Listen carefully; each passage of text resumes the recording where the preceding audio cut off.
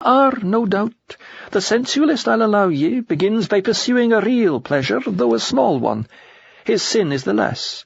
But the time comes on when, though the pleasure becomes less and less, and the craving fiercer and fiercer, and though he knows that joy can never come that way, yet he prefers to joy the mere fondling of unappeasable lust, and would not have it taken from him. He'd fight to the death to keep it. He'd like well to be able to scratch, but even when he can scratch no more, he'd rather itch than not. He was silent for a few minutes, and then began again. You'll understand, there are innumerable forms of this choice. Sometimes forms that one hardly thought of at all on earth. There was a creature came here not long ago and went back. Sir Archibald, they called him. In his early life, he'd been interested in nothing but survival. He'd written a whole shelf full of books about it. He began by being philosophical, but in the end he took up psychical research. It grew to be his only occupation, experimenting, lecturing, running a magazine, and travelling too, digging out queer stories among Tibetan lamas, and being initiated into brotherhoods in Central Africa. Proofs and more proofs, and then more proofs again were what he wanted. It drove him mad if ever he saw anyone taking an interest in anything else. He got into trouble during one of your wars for running up and down the country telling them not to fight because it wasted a lot of money that ought to be spent on research. Well, in good time, the poor creature died and came here, and there was no power in the universe that would have prevented him staying and going on to the mountains. But do you think that did him any good? This country was no use to him at all. Everyone here had survived already. Nobody took the least interest in the question. There was nothing more to prove. His occupation was clean gone.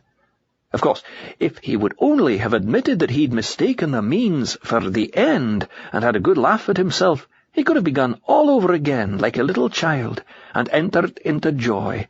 But he would not do that. He cared nothing about joy. In the end, he went away. How fantastic, said I. Do you think so? Said the teacher with a piercing glance. It is nearer to such as you than you think. There have been men before now who got so interested in proving the existence of God that they came to care nothing for God himself, as if the good Lord had nothing to do but exist. There have been some who were so occupied in spreading Christianity that they never gave a thought to Christ. Man, you see it in smaller matters. Did you never know a lover of books that with all his first editions and signed copies had lost the power to read them? Or an organizer of charities that had lost all love for the poor?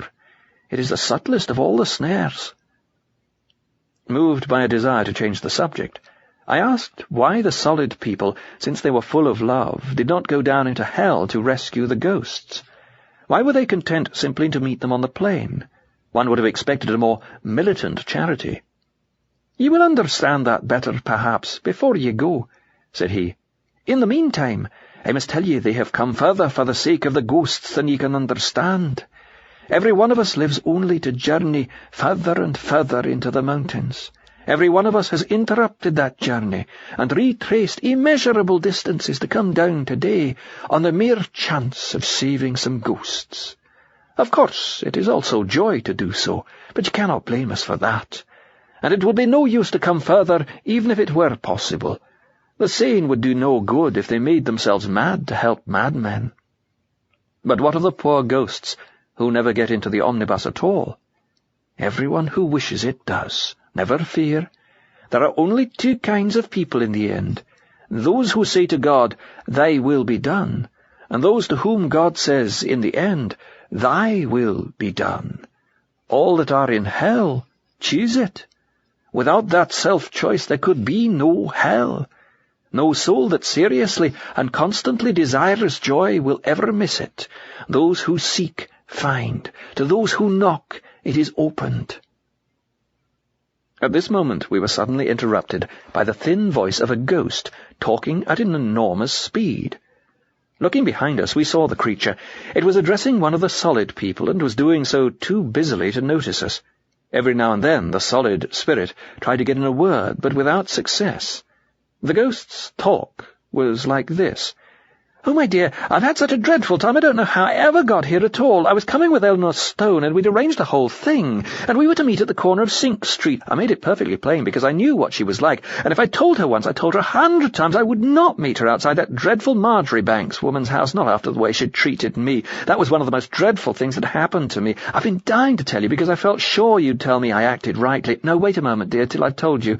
I tried living with her when I first came, and it was all fixed up, and she was to do the cooking, and I was to look after the house, and I did think I was going to be comfortable after all I'd been through, but she turned out to be so changed, absolutely selfish, and not a particle of sympathy for anyone but herself. And as I once said to her, I do think I'm entitled to a little consideration, because you at least lived out your time, but I oughtn't to have been here for years and years yet. But of course I'm forgetting you don't know. I was murdered, simply murdered, dear. That man should never have operated. I ought to be alive today, and they simply starved me in that dreadful nursing home, and no one ever came near me, and—" The shrill, monotonous whine died away as the speaker, still accompanied by the bright Patience at her side, moved out of hearing. "What troubles you, son?" asked my teacher. "I am troubled, sir," said I, "because that unhappy creature doesn't seem to me to be the sort of soul that ought to be even in danger of damnation. She isn't wicked. She's only a silly, garrulous old woman who has got into a habit of grumbling, and one feels that a little kindness and rest and change would put her all right. That is what she once was. That is maybe what she still is. If so, she certainly will be cured. But the whole question is whether she is now a grumbler." "I should have thought there was no doubt about that." "Aye, but you misunderstand me. The question is whether she is a grumbler or only a grumble. If there is a real woman, even the least trace of one still there inside the grumbling, it can be brought to life again. If there's one wee spark under all those ashes, we'll blow it till the whole pile is red and clear. And if there's nothing but ashes, we'll not go on blowing them in our own eyes forever. They must be swept up." "But how can there be a grumble without a grumbler?" "The whole difficulty of understanding hell is that the thing to be understood is so nearly nothing. But you'll have had experiences. It begins with a grumbling mood, and yourself still distinct from it, perhaps criticizing it, and yourself in a dark hour may will that mood, embrace it. You can repent and come out of it again, but there may come a day when you can do that no longer. Then there will be no you left to criticize the mood, nor even to enjoy it, but just the grumble itself going on forever like a machine. But come, you are here to watch and listen. Lean on my arm, and we will go for a little walk." I obeyed. To lean on the arm of someone older than myself was an experience that carried me back to childhood, and with this support I found the going tolerable, so much so indeed that I flattered myself my feet were already growing more solid, until a glance at the poor transparent shapes convinced me that I owed all this ease to the strong arm of the teacher. Perhaps it was because of his presence that my other senses also appeared to be quickened. I noticed scents in the air which had hitherto escaped me, and the country put on new beauties. There was water everywhere, and tiny flowers quivering in the early breeze. Far off in the woods we saw the deer glancing past, and once a sleek panther came purring to my companion's side. We also saw many of the ghosts.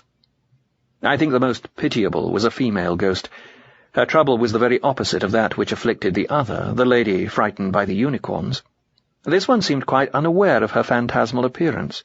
More than one of the solid people tried to talk to her, and at first I was quite at a loss to understand her behaviour to them. She appeared to be contorting her all but invisible face, and writhing her smoke-like body in a quite meaningless fashion. At last I came to the conclusion, incredible as it seemed, that she supposed herself still capable of attracting them, and was trying to do so.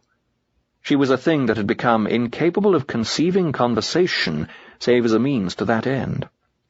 If a corpse, already liquid with decay, had arisen from the coffin, smeared its gums with lipstick and attempted a flirtation, the result could not have been more appalling.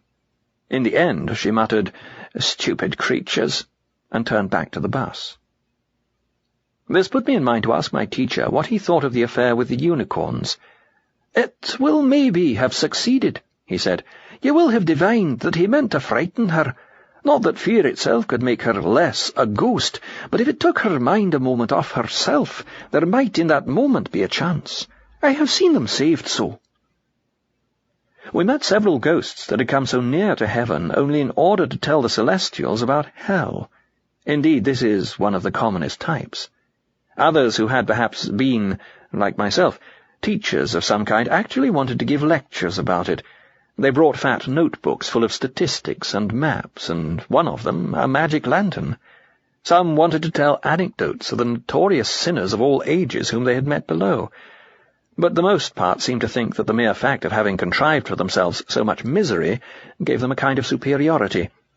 "You have led a sheltered life," they bawled. "You don't know the seamy side. We'll tell you. We'll give you some hard facts." As if to tinge heaven with infernal images and colours had been the only purpose for which they came. All alike, so far as I could judge from my own exploration of the lower world, were wholly unreliable, and all equally incurious about the country in which they had arrived. They repelled every attempt to teach them, and when they found that nobody listened to them, they went back, one by